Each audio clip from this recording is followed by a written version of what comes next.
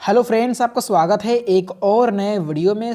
आज की ये वीडियो बहुत ही ज़्यादा धमाकेदार होने वाली है क्योंकि आज के इस वीडियो में हम क्लास 10 हिंदी में जो गद्यांश आता है उसमें मैं आपको बताऊंगा कि आप गद्यांश का जो संदर्भ है वो कैसे लिखेंगे और रेखांकित अंश की व्याख्या भी मैं आज की वीडियो में आपको बताने वाला हूँ कि आपको कैसे लिखना है बोर्ड एग्जाम में, जिससे कि आपको फुल में फुल मार्क्स मिले। तो जैसा कि आपको पता ही होगा कि बोर्ड एग्जाम में कुल 6 नंबर का जो है वो गद्यांश पर आधारित प्रश्न आता है, यानी 6 नंबर का जो होता है वह गद्यांश आता है। और इसमें कुल कितने प्रश्न रहते हैं? कुल 3 प्रश्न रहते हैं और आप देख सकते हैं, और हर प्रश्न जो है वो 2-2 नंबर का रहता है। तो मैं आपको दिखाता हूँ कि कैसे जो प्रश्न जो है वो पूछा जाता है। तो आप देख सकते हैं ये एक गद्यांश है कि विश्वासपात्र मित्र से बड़ी रक्षा होती है, जिसे ऐसा मित्र मिल जाए उसे समझना चाहिए कि खजाना मिल गया है। विश्वासपात्र मित्र जीवन की एक औषधि है। हमें अपने मित्रों से यह आशा रखनी चाहिए कि वे उत्तम संकल्पों से हमें दृढ़ करेंगे, दोषों और त्रुटियों से हमें बचाएंगे। तो ये एक गद्यांश है। अब मैं आपको दिखाता हूँ कि कैसे प्रश्न जो है पूछा जाता है। तो आप देख सकते हैं ऐसे बोर्ड एग्जाम में क्वेश्चन पूछा जाएगा कि उपर्युक्त गद्यांश का जो है वो संदर्भ लिखिए, और दूसरा है गद्यांश के रेखांकित अंश की व्याख्या कीजिए, और तीसरा है कि हमें अपने मित्रों से क्या आशा रखनी चाहिए। तो 2 प्रश्न तो बिल्कुल आपको मिलबे करेगा, यानी कंपलसरी रहता है 2 क्वेश्चन, एक तो संदर्भ और दूसरा रेखांकित अंश की व्याख्या। तो आज के इस वीडियो में आपको यही बताने वाला हूँ कि आप रेखांकित अंश को कैसे लिखेंगे, यानी जो चीज़ें अंडरलाइन है, ये वाला जो भाग अंडरलाइन भाग है, इसका व्याख्या कैसे करेंगे मैं आपको ट्रिक बताने वाला हूँ।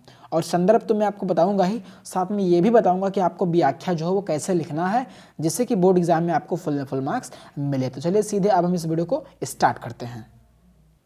तो जैसा कि आपके सामने एक गद्यांश दिया हो, ये एक गद्यांश है कि विश्वासपात्र मित्र से बड़ी रक्षा होती है, जिसे ऐसा मित्र मिल जाए उसे समझना चाहिए कि खजाना मिल गया। तो अब हम देखते हैं कि हम इसको कैसे करेंगे। तो आपको ऐसे ही बोर्ड एग्जाम में ऐसे लिखना है, विश्वासपात्र मित्र से बड़ी रक्षा होती है, फिर डॉट डॉट करके लास्ट वाली लाइन जो है वो लिख देनी है। तो इस तरीके से सबसे पहले आपको जो दिया रहेगा गद्यांश, उसको पहले शॉर्ट फॉर्म में आपको बोर्ड एग्जाम में ऐसे लिखना है कि आप थोड़ा सा लिखिए, फिर डॉट डॉट करके लास्ट वाली लाइन जो है वो आपको लिख देना है। तो अब आपको ऐसे डालनी है संदर्भ। अब देखते हैं संदर्भ आपको कैसे लिखना है। तो आपको ब्लैक स्केच से डाल देनी है संदर्भ, और फिर ऐसे लाइन खींच देनी है, ऐसे आपको बना देना है। फिर आपको इसमें लिखना है कि प्रस्तुत गद्यांश हमारी पाठ्य पुस्तक। आपको ऐसे ही लिखना है जैसे कि लिखा गया है कि प्रस्तुत गद्यांश हमारी पाठ्य पुस्तक हिंदी गद्य के मित्रता नामक पाठ से लिया गया है। जो प्रस्तुत गद्यांश है हमारा वो कहाँ लिया गया है? मित्रता नामक। इसको आपको हेडलाइन का अंडरलाइन कर देना है, ठीक है, वहाँ पे अंडरलाइन कर देना जिससे कि एग्जामिनर की नज़र इसी चीज़ पर पड़े। और उसके बाद में लिखना है कि इसके लेखक जो हैं वो आचार्य रामचंद्र शुक्ल जी हैं। तो आपको ऐसे ही संदर्भ जो है वो लिखना है।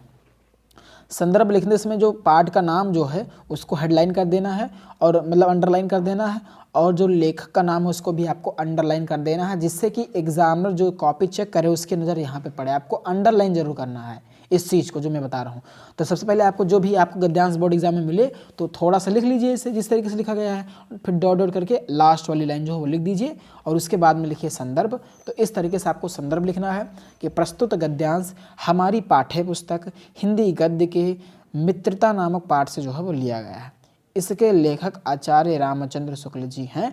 आपको अंडरलाइन जरूर करना है। तो इस तरीके से आपको जो है वो संदर्भ लिखना है किसका? इस गद्यांश का। मतलब जो भी गद्यांश रहेगा मित्रता चैप्टर से, उसको आपको ऐसे ही लिखना है इस तरीके से। तो अब हम बात करते हैं दूसरा प्रश्न क्या पूछता है।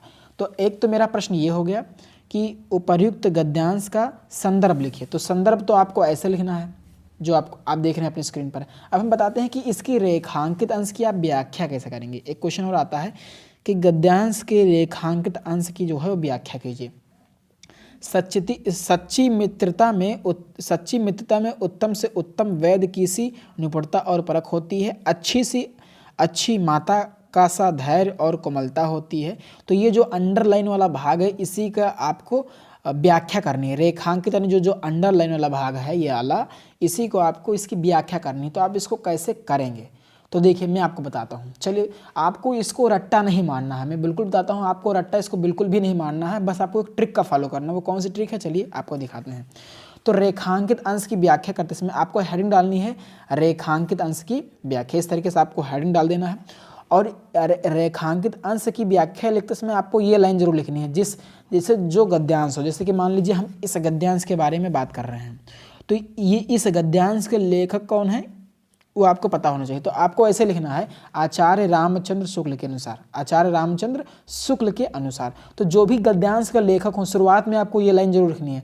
मान लीजिए किसी दूसरे का है, यानी आचार्य रामचंद्र शुक्ल जी की जगह पर किसी अन्य का है, डॉक्टर राजेंद्र प्रसाद जी का है, तो आप लिखेंगे डॉक्टर राजेंद्र प्रसाद के अनुसार। तो रेखांकित अंश की व्याख्या के शुरुआत में आपको ये लाइन जरूर लिखना है, यानी किसी लेखक का नाम से ही शुरुआत करना है, यानी लेखक के अनुसार आपको उस लेखक का नाम लिख देना। आपको इस बात को बहुत अच्छे से समझ लेना है कि जब भी रेखांकित अंश की शुरुआत करें तो शुरुआत में आपको ये चीज़ जरूर लिखना है कि जो भी लेखक हो, जैसे आचार्य रामचंद्र शुक्ल हो गए, डॉक्टर राजेंद्र प्रसाद हो गए, जो आपके मतलब लेखक हैं, शुरुआत में ये लाइन जरूर लिखें कि आचार्य रामचंद्र शुक्ल के अनुसार, और फिर आपको लिखना है।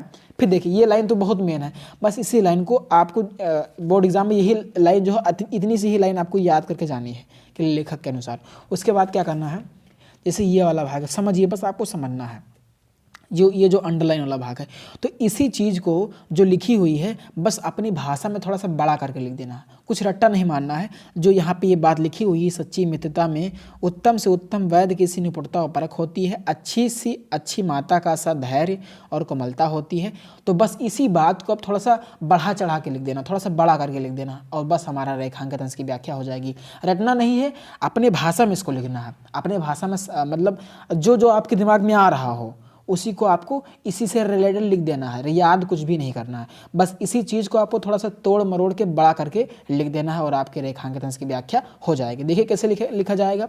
तो शुरुआत में आपको ये तो लिखना ही है, किसी भी लेखक का अगर आप लिख रहे हो।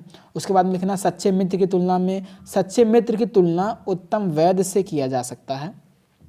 वैद्य अपने कार्य में कुशल और जानकार होता है, उसी तरह सच्चा मित्र आपको ऐसे लिखना है, उसी तरह सच्चा मित्र अपने मित्र की अच्छाई और बुराई को परख कर कुशलतापूर्वक बुराइयों से मुक्त कराने और उसकी अच्छाइयों को बढ़ाने में सहयोग करता है।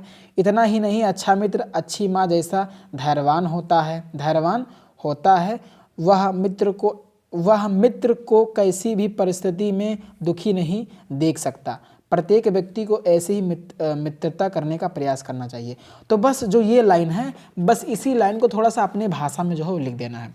सच्ची मित्रता में उत्तम से उत्तम वैद्य की सी निपुणता और परख होती है। तो यही चीज़ तो हमने लिखा, वैद्य अपने कार्य में कुशल और जानकार होता है, उसी तरह सच्चा मित्र अपने मित्र की अच्छाई और बुराई को परख कर कुशलतापूर्वक बुराइयों से मुक्त कराने और उसकी अच्छाइयों को बढ़ाने में सहयोग करता है। तो बस इसी लाइन को आपको बढ़ा चढ़ा के लिख देना है और इस तरीके से आपकी रेखांकित अंश की व्याख्या जो है वो हो जाएगी। यानी जो लिखा हुआ है उसमें बस आपको एक चीज़ का ध्यान रखना, ये जरूर लिखना है। कोई भी अगर जिस भी लेखक का आप लिख रहे हो गद्यांश, तो शुरुआत में उसका नाम लिखिए, फिर उसके अनुसार यानी लास्ट में लिख दीजिए डॉक्टर राजेंद्र प्रसाद के अनुसार, आचार्य रामचंद्र शुक्ल के अनुसार। तो आपको ये चीज़ याद रखना है। तो आशा करता हूँ कि आपको ये वीडियो पसंद आएगा। वीडियो पसंद आए तो वीडियो को लाइक करें और यदि चैनल पर नए तो चैनल को सब्सक्राइब ज़रूर करें। धन्यवाद।